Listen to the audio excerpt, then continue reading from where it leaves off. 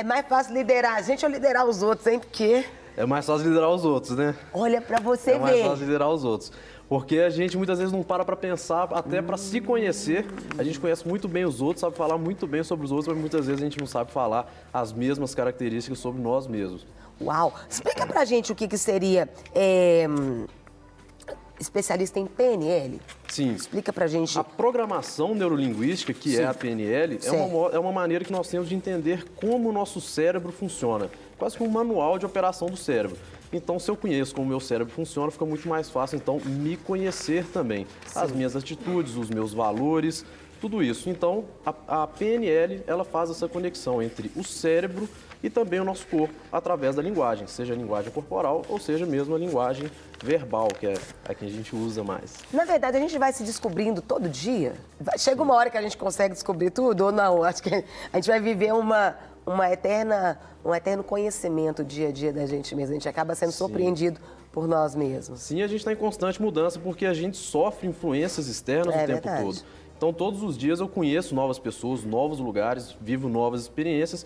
Então, o meu cérebro também, a minha mente alteram. Está... Exatamente. O conhecimento entra e aí eu começo a pensar diferente, às vezes, sobre um determinado assunto. Isso, exatamente. Então, a gente tem a capacidade de aprender coisas novas o tempo todo. Sim. E até mesmo a gente pode aprender essas coisas e internalizar, ou a gente pode aprender, achar que aquilo talvez também não valha muito e simplesmente descartar. Nós temos essa capacidade do raciocínio mesmo, que a PNL tanto fala sobre essa parte racional e também a parte irracional do nosso cérebro ou inconsciente.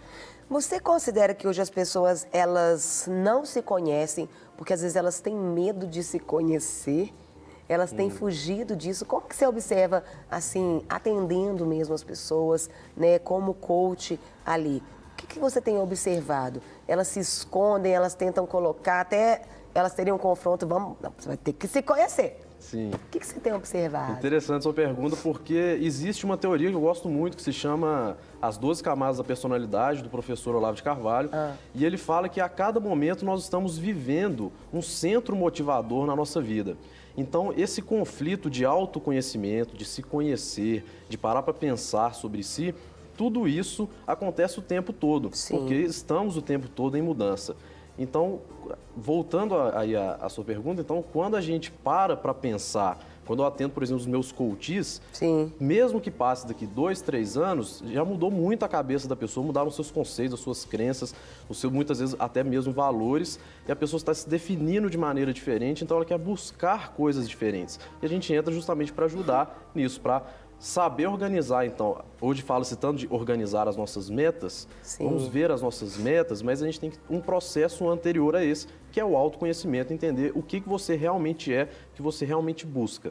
Entendi. Esse é o grande desafio. Vamos falar então sobre como adquirir aí a autoliderança. A primeira característica, você fala, faça a sua lista de valores. Isso. Explica pra gente, Rafael. Olha só.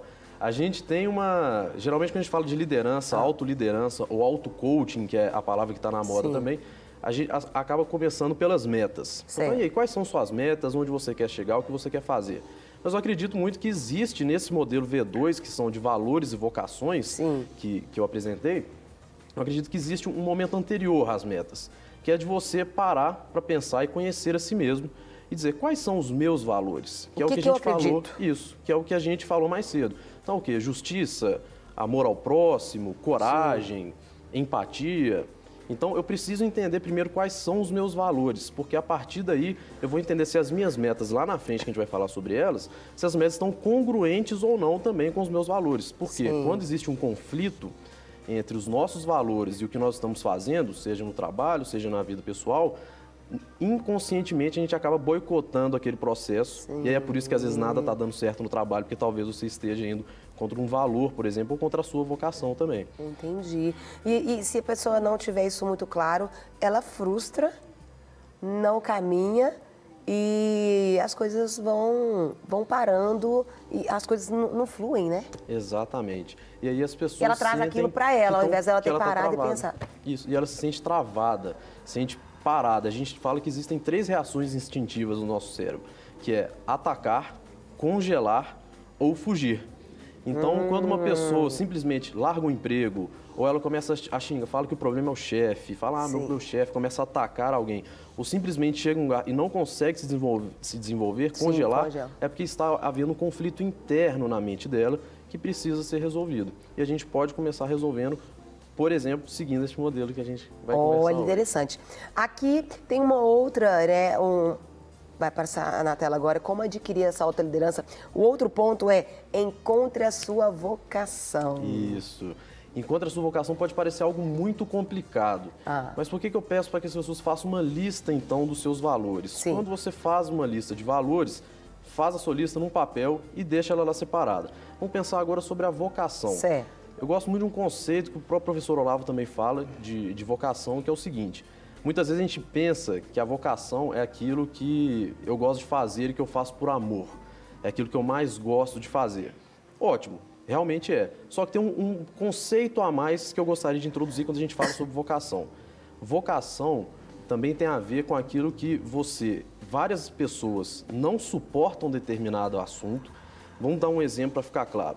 Um médico que trabalha, por exemplo, no atendimento a emergências no hospital, ele consegue suportar altas doses de cenas muito marcantes, cenas muito pesadas, que a gente não conseguiria ficar 2 minutos ali, por exemplo, no João 23.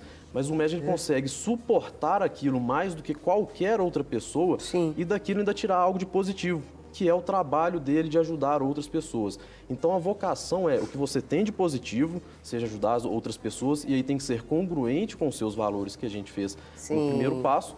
E além disso, você para pensar um pouquinho e pensa, o que eu consigo suportar muito bem que muitas vezes outras pessoas não conseguem? Muitas das vezes a nossa vocação vai estar aí. Então um professor... Não quer ficar um segundo por fora da nossa programação? Agora você pode nos acompanhar através das plataformas digitais. Não perca tempo, acesse, curta e siga-nos. Fique por dentro de tudo o que acontece por aqui. Rede Super, inspirando você.